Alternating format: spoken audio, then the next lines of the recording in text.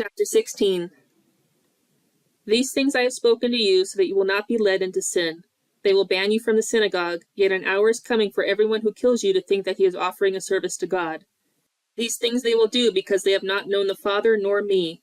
But these things I have spoken to you, so that when their hour comes you will remember that I told you of them. However, I did not say these things to you at the beginning, because I was with you. But now I am going to him who has sent me, and none of you asked me, "Where are you going?" But because I have said these things to you, grief has filled your heart. But I tell you the truth, it is to your advantage that I am leaving. For if I do not leave, the Helper will not come to you. But if I go, I will send him to you. And he, when he comes, will convict the world regarding sin and righteousness and judgment.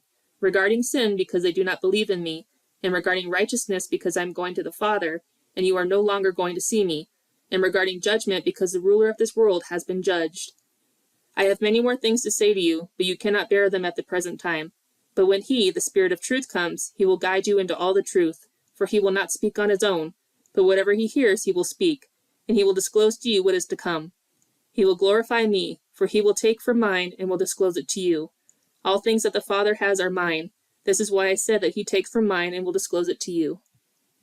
A little while and you are no longer going to see me, and again a little while and you will see me. So some of his disciples said to one another, "What is this that he is telling us? A little while and you are not going to see me, and again a little while and you will see me? And because I am going to the Father?" So they were saying, "What is this that he says, a little while? We do not know what he is talking about." Jesus knew that they wanted to question him, and he said to them, "Are you deliberating together about this, that I said a little while and you are not going to see me, and again a little while and you will see me? Truly, truly, I say to you, that you will weep and mourn, but the world will rejoice. You will grieve, but your grief will be turned into joy. Whenever a woman is in labor, she has pain, because her hour has come. But when she gives birth to a child, she no longer remembers the anguish because of the joy that a child has been born into the world. Therefore you too have grief now, but I will see you again, and your heart will rejoice, and no one is going to take your joy away from you. And on that day you will not question me about anything. Truly, truly, I say to you, if you ask the Father for anything in my name, he will give it to you. Until now you have asked for nothing in my name. Ask and you will receive, so that your joy may be made in full. These things I have spoken to you in figures of speech. An hour is coming when I will no longer speak to you in figures of speech, but will tell you plainly about the Father.